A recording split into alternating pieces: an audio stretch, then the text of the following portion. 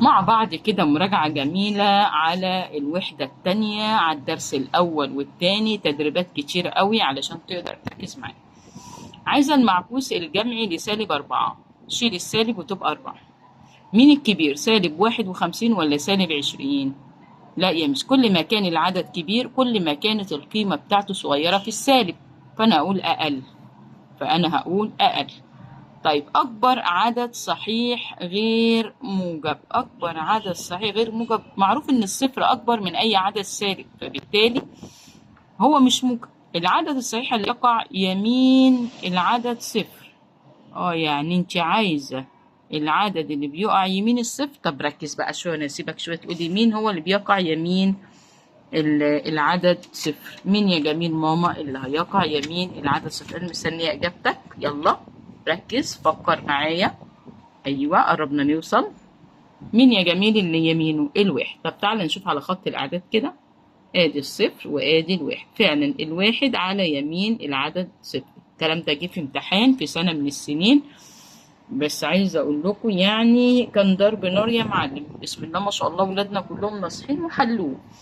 العدد الصحيح الأكبر من العدد الصحيح سالب 5.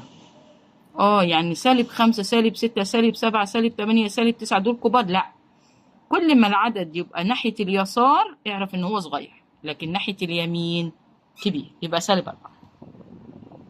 معكوس جمعي للعدد 7، احنا قلنا معكوس جمعي لسالب 4 4. طب والسبعة يبقى سالب 7. العدد الصحيح السابق مباشرة للعدد سالب 7. سالب 7 جاي ورا 8، سالب 8.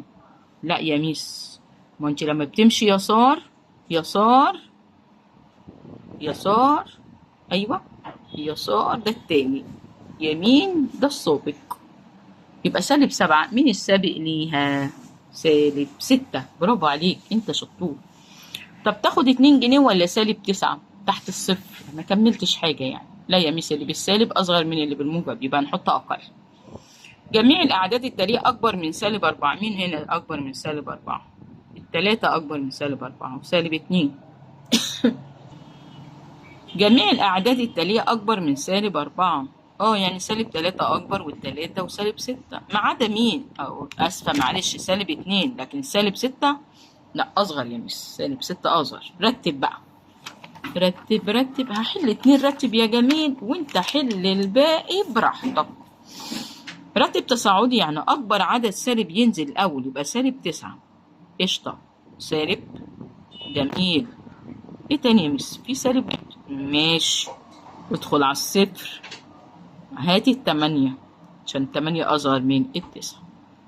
تاني. طب لو تنازلي هاتي الموجب الاول، يبقى الموجب عندي 3. في موجب تاني؟ لا، بس في سوالب بقى. مين الكبير؟ يبقى سالب 9 ولا سالب 7؟ لا، سالب 7 أكبر من سالب 9. سالب 9 أكبر من سالب 15. ونعمل الفصل الجميلة بتاعتكم. طيب ركب تنازلي، أنت حل واحدة وأنت باقي. معلش يا ميس، تنازلي يعني أكبر عدد موجب الأول، الكبير هنا اللي بعدين 3 2 0. يلا مع بعض 4 قبل ما تطير المعلومة. 3 2 الصفر. مين الكبير بعد سالب 1 ولا سالب 5؟ لا سالب 1 وبعد سالب 5، عشان أنا عارف يا ميس كل ما كان العدد كبير سالب كل ما كانت القيمة بتاعته قليلة. حدد الموضع، هنعمل خط اعداد يلا مع بعض ونحدد البصله بتاعت كل عدد معانا. بصله، طب البصل طبعا نعمل بصل، نحط العدد مفيش مشكله عندنا. يلا المساطر الجميله دي، هدايا لطلاب الحلوين حبايبنا. عامله لهم درع وعامله لهم هدايا. كل طفل يذاكر رياضه لوحده ليه هدايا. انا جبتها خلاص، اصور لكم مره كده الدرع وورق. حضرتك حط صفر الناحيه 1، راجع من ماما 2 3 4 5 6 سالب 1 سالب 2 سالب 3 سالب 4 وسالب 5. تاني هنزود. قال لي حدد صفر، روح على الصفر يا جميل وحط بصلة. ماشي يا ميس، حط بصلة على الصفر. وبعدين عادي مفيش بعدين، انت شاطر وبتفهمني. حدد يعني روح حط بصلة.